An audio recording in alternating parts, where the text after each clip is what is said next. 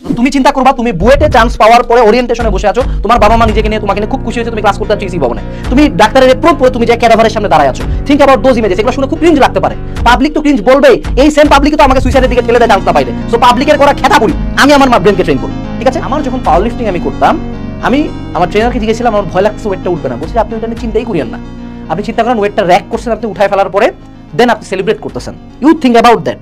আমি কোনো ভর্তি পরীক্ষার আগে চিন্তা করতাম না চান্স পাবো কিনা, আমি ভর্তি পরীক্ষার আগে চিন্তা করতাম সেন্টারের সামনে দ্বারা আমি নিজেকে চিন্তা করতাম যে আমি এখানে চান্স পাই গেছি, আমি পজিশন বাড়িতে আসি, দ্যাটস ইট।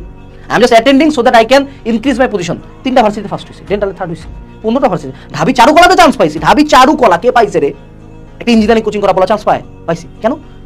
ভিজুয়ালাইজেশন। অর্থাৎ তুমি নিজেকে কোন জায়গায় দেখতে চাও এটার একটা খুব ক্রিস্প, ভিভিড, মেজারেবল এবং ডিটেইলড ক্লিয়ার ইমেজ তোমার মাথায় থাকতে হবে। ভিজুয়ালাইজ করবা তুমি কি চাও, এটা তোমার সাবকনশিয়াস মাইন্ডকে ট্যাপ ইন করবে।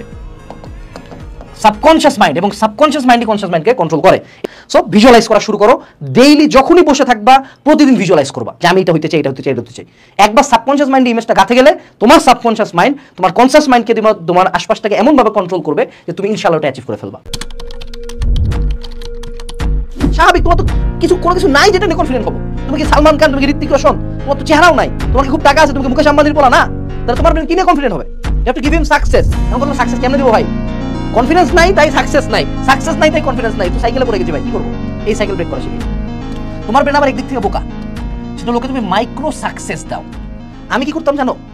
আমি উদ্ভাসে পরীক্ষা দিতাম, কিন্তু আমি জানি আমি উদ্ভাসের তুখর ব্যাচের কাছাকাছিও মাথা আমার না। আমি সেন্ট্রালে হাইয়েস্ট, অর্থাৎ একদম উদ্ভাসের সবগুলো উইকলি ডেইলি মিলায় সেন্ট্রাল মেরিট আমার গেছিল 17তম, ঠিক আছে? তারপর আমার বুয়েটের পজিশন ছিল সম্ভবত 287, যদিও বুয়েট মেডিকেল হাইট ইন চান্স পেয়েছি, but that is not a good position. I know এটা ভালো পজিশন, আমি ভালো স্টুডেন্ট না, আমি বুয়েটের টপ 10 এর মতো মাথা তোমার না। তো আমি কি করবো? আমি এখন হ্যাগো লাগাতে পারবো না। তো আমি কি করতাম জানো? আমি চলে যেতাম ওমেগা, আমি চলে যেতাম সানরাইজ, আমি চলে যেতাম ইউসিসি 2000-1000 টাকা নিয়ে, যা বলতাম যে আমি তো ভালো স্টুডেন্ট, সরকারি কলেজের ফার্স্ট বয়, আমি উদ্ভাসন ভালো করতেছি, আপনারা আমাকে একটু কম টাকা ভর্তি করে নেন না, পরীক্ষা দিবে শুধু।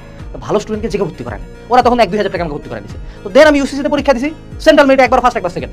দেখো ইউসিসির ফার্স্ট সেকেন্ড কি ভাবিতে চান্স পাবে না, 25তম হয়ে গেছি।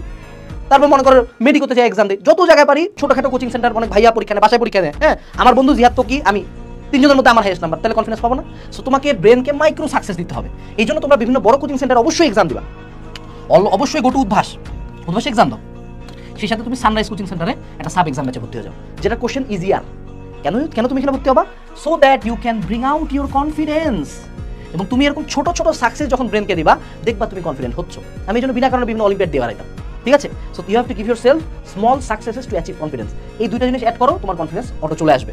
এবং কনফিডেন্ট হওয়ার আরেকটা বড় শর্ত হলো সেলফ অ্যাফার্মেশন, অর্থাৎ কন্টিনিউয়াসলি নিজেকে বলা যে আমি পারবো, আমি পারবো, আমি পারবো, আমি পারবো, আমাকে দিয়ে হবে, আমি পারবো, আমি পারবো। কেউ বলুক না বলুক, আমি